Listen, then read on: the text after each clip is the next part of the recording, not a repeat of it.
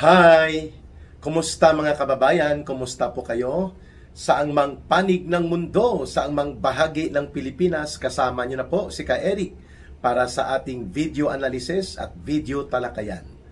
Kahapon po umugong dito sa ating mga balita na tinalakay ang mga pagpapahayag at pagbubunyag na ginawa ng isa na namang batang kongresista galing po sa Batangas, si Congressman Leandro Libeste. Anak po ito ni Senador Loren Legarda at ni dating Batangas Governor Tony Libeste. Itong si Leandro Libeste. At parang kagaya din po ni Congressman Kiko Barsaga, malakas din pong loob at walang pagkukunwari at walang pag-aalangan na ibinubunyag po niya ang mga mafia at mga ala sindikato o criminal cartel na operations po ng DPWH.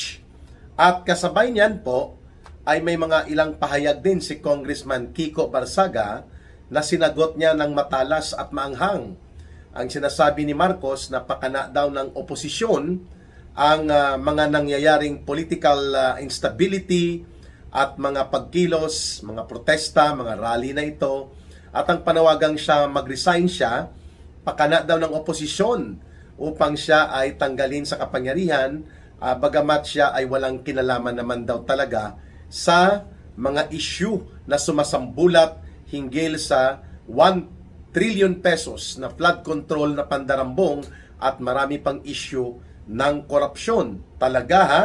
Sinagot siya ni Congressman Kiko Barsaga. Lahat po halos ng mamamayang Pilipino gusto kang tanggalin. Hindi lang ang oposisyon na mga kalaban mo sa politika na mga Duterte. Ayan. So pag-usapan po natin ito at itong nakakatawa na mga banat sa poll bullseye si Trillanes nang sinagot siya ni Congressman Kiko Barsaga matapos po na nakialam na naman itong si Sunny Boy Trillanes, si Boy Kudita. Kung si Pangulong Duterte pa, nagkudita nga pero duwag naman at nagtago sa loob ng hotel. At pagkatapos na mag-surrender, hindi naman lumaban, nagkawalaan ng mga platito, ng mga kutsara, mga tinidor. Doon daw sa hotel na kanilang inokupa. Talagang si Pangulong Duterte, matatawa ka na lang sa mga birada niya dito kay Sunny Boy Trillanes. Nagkomentaryo itong si Trillanes dito kay Congressman Kiko Barsaga. Sabi niya, paano mo siseryosuhin ang isang tao, opisyal nga ng gobyerno, pero pag sumagot, pag tinatanong ng media, ang maririnig mong sagot, meow, meow, meow, meow. Of course, with an obvious snide, may pitik at may pasiko na birada kay Congressman Kiko Barsaga. So, sinagot siya, itong si Sunny Boy Trillanes, sinagot siya ni Congressman Kiko Barsaga. Sabi niya, inggit ka lang, kasi kahit anong aw-aw mo, hindi ka pinapansin ng taong bayan. Palakpak! Matalas po itong sagot ni Congressman Kiko Barsaga kay Sunny Boy Trillanes. Yan pong tawag sa kanya. The Special Operator against Duterte ni Marcos at ni Romualdez. Grabe ang mga birada ni Congressman Kiko. Maiksi lang pero talagang sa poll sa noo si Trillanes nang sinagot siya ni Kiko Barsaga na inggit ka lang dahil kahit anong aw-aw mo, hindi ka pinapansin ng taong bayan. Congratulations, Congressman Kiko Barsaga. So, dalawang bullseye ang bira niya. Sabi niya, hindi lang oposisyon ang gustong magpatanggal sa iyo at palayasin ka, Marcos Jr., kundi ang taong bayan, ang mga Pilipino, gusto kang tanggalin sa buong Pilipinas. At itong score niya kay Sunny Boy Trillanes. Okay. So, balikan po natin itong ibinunyag ni Congressman Leandro Libeste. Kung saan binabanggit niya na ang DPWH kahit na lumayas na yung isa pang kulukoy at tarantado na naging DPWH Secretary ni Marcos, si Bunuan na involved pala sa mga contractors at sila mismo ay may mga kontrata at nangungontrata ang anak niya, no? Pinangalanan din ito ng mga Diskaya and I think nila Yusek Bernardo na involved din si Bunuan sa mga anomalya ng pangungontrata, lalo na dito sa kasindikatuhan sa mga district engineering offices. Ngayon, si Congressman Leandro Leveste, binanggit niya na si Vince Dizon wala namang pinagkaibayan kay Bunuan sapagkat nakapaligid sa kanya mga sindikato ng DPWH at mga bitbit niyang sindikato sa mga kontrata. Oh, mabigat ito ha. Ibig sabihin po, isang asong atake or isang asong tagapag-atake sa kaban ng bayan ang pinaalis ni Marcos Jr. kunwari upang linisin sana ang DPWH, no, bilang pugaran, bilang kartel ng mga kriminal na mandarambong at magnanakaw at mangungurakot sa kaban ng bayan.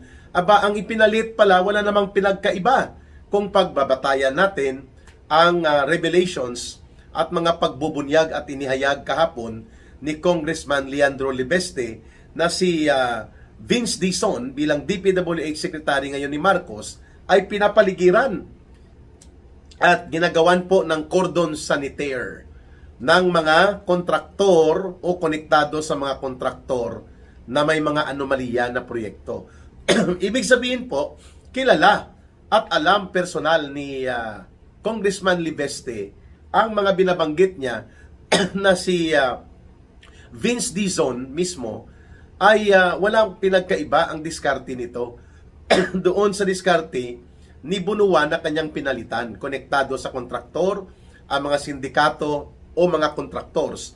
Ang mga sindikato ng DPWH nandyan pa rin po, namamayagpag pa rin.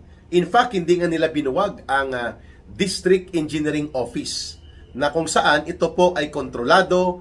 Dyan po ginagawa ang manipulasyon, rigging of the bids, ang mga sindikato na katayan ng pondo at proyekto dahil hawak yan ng mga kongresista, ng mga members ng House of Representatives. Ang naglalagay po ng district engineer at nagko-control dyan ng diskarte at mga operations dyan sa loob ng District Engineering Office ng DPWH ay mga kongresista. Yan po ang kanilang extension arm. Yan po ang ginagamit nila para ipasok dyan ang mga proposed projects, ang mga pundo, ang mga kontraktor, ang mga bidding, na dyan lahat kinakatay. So, parang cartel nga ang nature. Pag sinabing cartel, organized crime operations po. Ganyan ang estilo ng DPWH, mga kababayan. And hindi tayo nagtataka kung bakit ito ay ibinulgar na rin mismo ni Congressman Leandro Leveste. Sapagkat inattempt nga siyang puntahan ng isang district engineer sa Batangas at ang itinuturo ay isang kontraktor sa Visayas at kasabwat dito sa mga operations ng mga pagmumudmud ng proyektong kinakatay. Pinupunduhan, ihahanap ng district engineering at kontraktor at ito ang ginagamit na lobbying. Ang tinutumbok dito ni Congressman Leveste, itong si Congressman Jojo Ang ng Uswag-Wasaag Ilonggo Party List, no? Kababayan ko ito, pero hindi ko to kababayan kung ang diskarte nito ay kagaya nitong ibinubulgar nila Mayor Magalong at nila Congressman Leveste na isa pa na ito sa mga operators. Kagaya din ito ni Saldico. Ayun. So si Vince Dizon ay todo maniobra para lumabas na hindi siya sangkop or hindi siya sangkot rather dito sa mga anomalya at mga kaduda-duda at may pagkasindikato na uri ng mga personalidad sa loob ng DPWH na bit-bit niya, ang iba inabutan niya at ngayon ay kasakasama pa rin niya. At kahapon nag-resign din ang isang undersecretary na parang itinuturo na bagman daw ito nila Vince Dizon. Itong si Yusek Perez. Dahil binulgar ni Congressman Leandro Leveste na involved ito sa mga diskarte sa bidding. And in fact, if we are going to hold on to the information na ibinahagi po ni Yusek Bernardo, dating Undersecretary Bernardo, ang lahat daw ng bidding sa DPWH mapa-regional level, o District Engineering Office, 100% almost ay sindikato. Parang criminal cartel operations. Kinakatay, gina-jack up at pinapartida at inaatado. Sina-chop-chop ang mga partidahan ng pagnanakaw. Yun po mismo ay inilahad ni former Undersecretary Bernardo ng DPWH nang siya ay magbigay ng kanyang salaysay sa Senate Blue Ribbon Committee. And those revelations na ginawa ni Undersecretary Bernardo ay tumutugma ngayon dito sa pagbubunyag na ginawa ni Congressman Libeste na ang sindikato sa DPWH hindi nawala. At lalo pa na ito ay ganun din ang style at diskarte ni Vince Dizon. Iba lang ang kanyang pamamaraan, subalit ang sindikato at sistema ng pagnanakaw at pangungurakot inside the DPWH hindi po nagbago. Iyon po ang kuha natin sa kung paano ito inilalantad at ibinulgar ni Congressman Libeste. Ayun. So, sa kasagsagan ng mga pagpapahayag ni Congressman Libeste, napilitan pong mag-resign itong si Undersecretary Perez. Na, yun nga, ang sinasabi ko, itinuturo na bagman. Na mga kontraktor, bagman din ni Dizon, and mukhang inabutan pa yata ito ni Bunuan at sangkot din ito sa mga anomalya ng bidding. Mantakin po ninyo mismo mga matataas na officials na ng DPWH ang nagsasabi na ang halos lahat ng bidding process ay sindikato. Parang kartel na kriminal na kinakatay ang pundo, proyekto at ang diskarte dyan ay involved ang taga DPWH at pati ito na ang Commission on Audit at minsan pa pati nga ang DBM para maparelease at mapalabas po ang mga pundo. Kaya maliban po dito sa pagbubulgar ni Congressman Libeste, lumabas din po sa mga datos ngayon na ang isang commissioner, mataas na opisyal ito, national official, ng Commission on Audit, si Lipana, ang kanyang asawa ay kontraktor ng grupo na ang tawag ay Olympus. And in the last 2 years, nakakuha ito ng kontrata ng hindi bababa sa 2.3 billion pesos. Mantakin po ninyo 2.3 billion pesos. At marami dito mga flood control projects. Ikaw ang nag-o-audit, ang asawa mo ang nag-o-audit. Asawa mo ang nag-check at nagbibigay ng report kung tama, dapat bayaran, kung baga may illegal ba o wala o nasunod ba ang rules and regulations of accounting and yung rules of auditing upang maproteksyonan sana ang pundo ng gobyerno na hindi ito durubuhin at hindi kulimbatin. Kaya nga may Commission on Audit. Ang asawa niya nangungumisyon at hindi lang nangungumisyon, nangungontrata ng billions of contract, mga kababayan. So mantakin mo kung ito ay SOP na kinakatay nila dyan 25%. So may 25% din ba dito ang COA? Ito ba ay kay Lipana lang? O pati si COA Commissioner, si Chairman Cordoba? Kaya dapat tanungin ito kung may delikadesa at may natitira pang kunting hiya sa kanyang sarili, dapat nag-resign na ito si Lipana. Itong lalaking Lipana, na commissioner ng COA. Sapagkat ang asawa niya, itinuturo ng iba pang mga contractors na involved at sangkot dito sa anomalya ng flood control projects. At hindi lang flood control ang kinokontrata. Mantakin mo 2.3 billion pesos. At magkano pa sa iba pa. So, yan po ay malinaw na ang Commission on Audit at ang DPWH ay unti-unti na po o nagiging converted na into like a criminal operations operating or criminal organization like a cartel operating inside the government. Yan po ang hindi maitatanggi ni Marcos. Either alam niya ito o hindi, may pananagutan pa rin siya bilang presidente.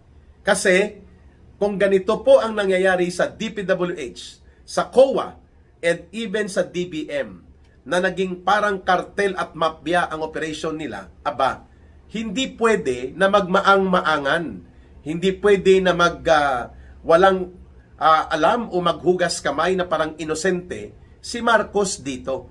Kaya nga nagkaroon tayo ng mga tarantado at balasubas na mga personalidad kagaya ni Martin Romualdez na pinsan niya, kinukonsenti niya dahil nagbibinipisyo siya sa sindikato na operasyon nila Saldico, nila Romualdez at ng mga sindikatong congressman na mga ngatay ng pundo ng at nagpapatupad ng pangungurakot sa gobyerno.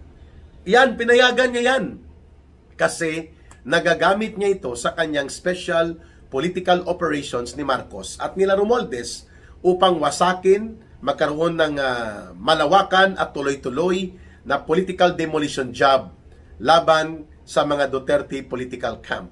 Kaya, ang mga pera at pondo na nakukubla o nakukulimbat nila, nakukobra nila at nakukulimbat nila mula dito sa mga flood control projects na ito, at ngayon, sumasambulat pa na pati pala ang Commission on Audit ay mayroon ding diskarte at may mga palusot, at ang asawa mismo ng isang commissioner ay nangungontrata at involved pa sa mga anomaliyang kontrata at hindi lang bababa sa 500 million or 1 billion, 2.3 billion ang napunta na kontrata dito kay Lipana. Na ang asawa niya, ang Olympus group niya ay ang kontraktor ng mga anomaliyang proyekto na nagkakahalaga ng 2.3 billion pesos at ang itinuturo asawa niya, commissioner ng Commission on Audit.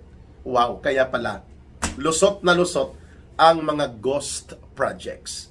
So, it is now very, very evident. Hindi na po ito mapasusubalian at hindi na maitatanggi ni Marcos Jr. that during his time, ang pagkalugmok at ang pagkabulok ng buong gobyerno at ang pananumbalik ng sistema ng nangangalapkap na parang ugat na masama na hindi matanggal-tanggal sa burokrasya, na pandarambong pangungurakot, korupsyon at mga pagnanakaw ay lalo pang tumindi at sumidhi under the Marcos Romualdez government. Yan, kung kaya natutuwa tayo na mayroong mga nagsasalita at nagpapahayag at nag-i-expose kagaya po ni Congressman Kiko Barsaga at ni Congressman Leandro Liveste. Sana po marami pang mga matatapang na mga members ng House of Representatives ang magsasalita at maninindigan that indeed ang criminal trails, yung daloy at ugat ng mga pandarambong at pangungulimbat at pagdurobo sa kaban ng bayan ay babalik at babalik po sa Malacanang. Mantakin mo walang pahayag si Marcos na mayroong komisyoner sa COA na ang asawa nangongontrata ng mga flood control projects at mga infrastructure projects na puno ng aligasyon ng anomalya at nagkakahalaga ng 2.3 billion pesos. At ito, si Vince Dizon ay itinuturo na naman ni Congressman Liveste ngayon na pinapalibutan ng mga sindikato at operatiba ng dating gobyerno, ng dating administrasyon ni Bunuan na puro mga ngatay ng pundo at mga diskartidor sa sindikato na bidding sa loob ng DPWH. Ang nag-resign hindi si Dizon, kundi itong si Undersecretary Perez. Ito po ay lumalabas na ang sistema ng parang criminal, big-time cartel and mafia of plunderers and corrupt operators and criminal na mga mandurubo at magnanakaw sa kaban ng bayan ay talagang well-entrenched, nakabaon at nakaugat ng matagal sa sistema ng DPWH. At ngayon, na-recruit pa ng mga kriminal na mga sindikatong ito ang Commission on Audit. Dapat magsalita na rin dito si Chairman Cordoba ng Commission on Audit, ano po ang inyong desisyon at ano ang inyong hakbang para maimbestigahan at mapatanggal kung kailangan at mapanagot itong si Commissioner Lipana na ginamit niya most likely ang kanyang koneksyon at posisyon bilang mataas na opisyal ng Commission on Audit. No? Kapal ang mukha, no? Hindi pa nag-resign. At isa pa, itinuturo na rin po mismo na ang uncle ni Senator Mark Villar ay may mga flood control projects na pinasok sa panahon po ngayon ni Bongbong Marcos Jr. Kaya pala ang magkapatid na Villar ay biglang talon over the backwood, no? Mula sa pagiging mga aligned to the political camp of former President Duterte.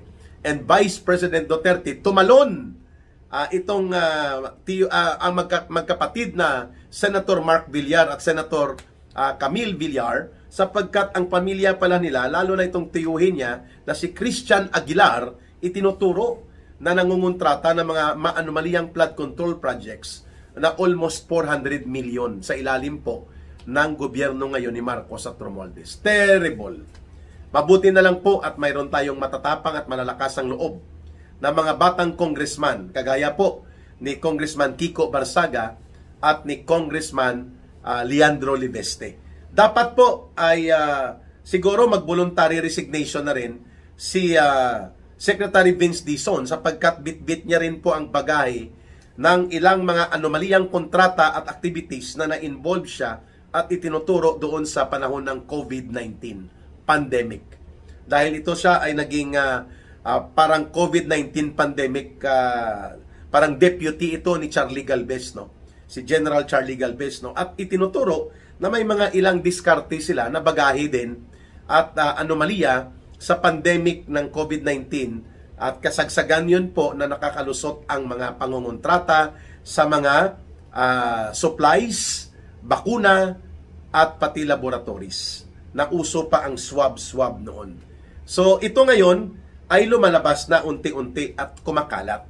At kung ganun po na may mga bagahe ka at parang hindi mo naman pala kayang buwagin ang sistema ng sindikato, mafia at kartel na crime operations ng pandarambong, pagnanakaw at pangungurakot sa loob ng DPWH, at parang ang nangyari pa, when in Rome, do what the Romans do. Ibig sabihin po, sakyan mo na lang kung hindi mo kayang salungatin. Yan bang nangyari sa iyo, Secretary Vince Dizon? Oh, come on. Sagutin mo itong pahayag ni Congressman Leandro Libeste na ikaw ay pinapalibutan ng mga alipores ng kontraktor na mga itinuturong sangkot sa anomalya at kasindikatuhan sa DPWH, at ang mga taong sangkot sa sistema ng kartel at mafia na pang-operasyon ng sindikato sa loob ng DPWH nakapalibot pa rin sa iyo. These are serious revelations coming from a very young and yet very brave na kongresista like Congressman Leandro Libeste. Ayun. At syempre, pati itong kay Senator Mark Villar, ano ito? That under the administration of Marcos and Romualdez, tinulungan mo daw itong tiyuhin mo na makalinya sa DPWH, makakuha ng mga flood control projects, itong a certain Christian Aguilar. Siguro kapatid ito o pinsan, o baka kapatid ni Cynthia Villar. Tinatanong ito ngayon ng taong bayan. So you can see, mga kababayan, that there is an elaborate and well-pronounced conspiracy and collusion. COA involved. Wala ring salita, pahayag si Chairman Cordoba ng COA hinggil dito sa kulukoy na kanyang commissioner. Mataas ang na opisyal ito na supposedly nag-i-inspect at nagbibigay ng proteksyon by way of audit and accounting sa mga proyekto at pundo ng gobyerno, at ngayon ang kanyang asawa involved accordingly sa mga report na nangungontrata sa mga flood control projects, at mayroong nakuhang kontratang proyekto na kino-question ngayon itong 2.3 billion pesos na infrastructure contract ng asawa ni Lipana. Okay? At mula sa COA, pati DPWH ngayon pinapaimbestigahan paano na ipapalusot ng DBM ang mga pundong ito ng Department of Budget and Management para maparelease. At ito ay kulimbatin at nakawin ng mga magnanakaw sa loob ng DPWH. Kaya pala may mga project completion, may mga certification, at kung ano-anong report ang COA na malinis, etc. Yun pala sa loob ng 3 taon ni Marcos, nagkaroon ng systematic, institutional, massive, and monumental restoration of plunder and corruption. Na tinatawag na nga ito ngayon, itong flood control 1 trillion pesos anomaly and scandal, at tinatawag itong the crime of the century. Hinigitan pa ni Marcos ang pagkabalasubas ng tatay niya kung ang pag-uusapan ay ang kabulukan at ang kahayupan sa pag-abuso sa pundo at kaban ng bayan habang nalulugmok sa kahirapan at miserabling buhay ang mga mamamayan. Magbabalik po tayo sa isa na namang video episode ng ating video analysis and video talakayan with Ka Eric. Sa gustong patuloy na tumulong, sumuporta at mag-ambag sa atin pong advokasya for good governance and advocacy to fight against corruption, plunder, and abuse in government, ang numero po ng ating line of support, 0916-308-7710. 0916-308-7710. Through kay Langging po, Rohilda Celis. GCash line na rin po yan at yan na rin po ang ating line of support. Mabuhay po kayo. Maraming salamat sa inyong pagsubaybay, pagtulong, pagsuporta, pag-promote ng ating Ka Eric Celis YouTube channel. We are getting closer to 80,000 subscribers at sa ating Facebook na Ka Eric Jeff Celis Facebook account, we are more than 118,000 followers. At yan po ay utang na loob namin sa inyo, ako at ng aking pamilya. Maraming salamat at ang ating habilin palagi, mahalin natin ang bansang Pilipinas. Walang ibang magmamahal nito kundi tayo ring mga Pilipino. Para sa Diyos at sa Pilipinas nating mahal, may God bless everyone and may Allah will be with those who are Muslim brothers and sisters. Bye for now. See you tonight sa ating balita at talakayan live stream with Ka Eric alas 9:15 ng gabi. And of course, in the afternoon, mayroon po tayong pag may time, nag-a-upload tayo ng isa pang video analysis. Maraming salamat po muli and sana po wag kayong magsawang magtiwala, sumuporta at mahalin ang advokasya na ating pinagsasamahan dito po sa pamamagitan ng Ka Eric Celis YouTube channel. Bye for now. Mabuhay ang sambayan ng Pilipino. Muli, maraming salamat.